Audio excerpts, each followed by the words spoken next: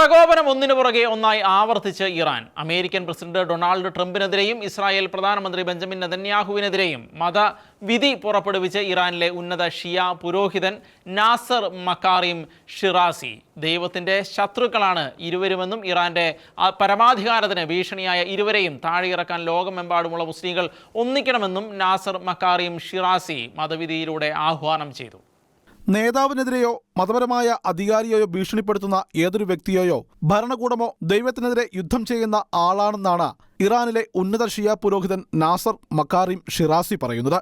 ഇറാനിലെ നിയമപ്രകാരം ദൈവത്തിനെതിരെ യുദ്ധം ചെയ്യുന്ന ആളാണെന്ന് തിരിച്ചറിയപ്പെടുന്നവർക്ക് വധശിക്ഷ, കുരിശിലേറ്റൽ, അവയവം മുറിച്ചുമാറ്റൽ അല്ലെങ്കിൽ നാടുകടത്തൽ എന്നിവയാണ് നേരിടേണ്ടി വരിക. മാത്രമല്ല, ശത്രുവുമായി നടത്തുന്ന ഏതൊരു സഹകരണമോ പിന്തുണയോ ഹറാമോ നിഷിദ്ധവുമായാണ് കണക്കാക്കപ്പെടുന്നത്.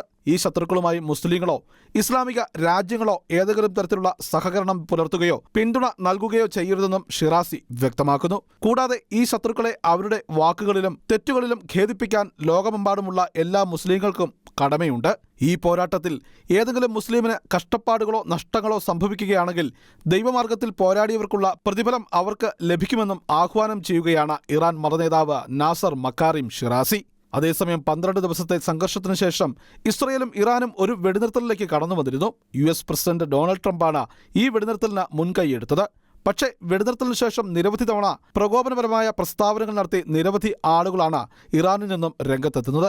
ആണവ പദ്ധതികളിൽ നിന്നും പിന്തിരിയില്ല എന്നും അമേരിക്കയും ഇസ്രായേലും പ്രധാന ശത്രുക്കൾ തന്നെയാണെന്നും പ്രകോപനം സൃഷ്ടിച്ചാൽ ആക്രമിക്കും എന്ന ഭീഷണിക്കും പിന്നാലെയാണ് ഇറാനിയൻ മതനേതാവിന്റെ പച്ചയായ കൊലവിളി നടന്നിരിക്കുന്നത്. നിലവിലെ സാഹചര്യം കൂടുതൽ വഷളാവുന്ന തരത്തിലേക്കാണ് കാര്യങ്ങൾ കൊണ്ടുചെന്നെത്തിക്കുക എന്നാണ് അന്താരാഷ്ട്ര നിരീക്ഷകർ നോക്കിക്കാണുന്നത്. International desk, Shekinah news.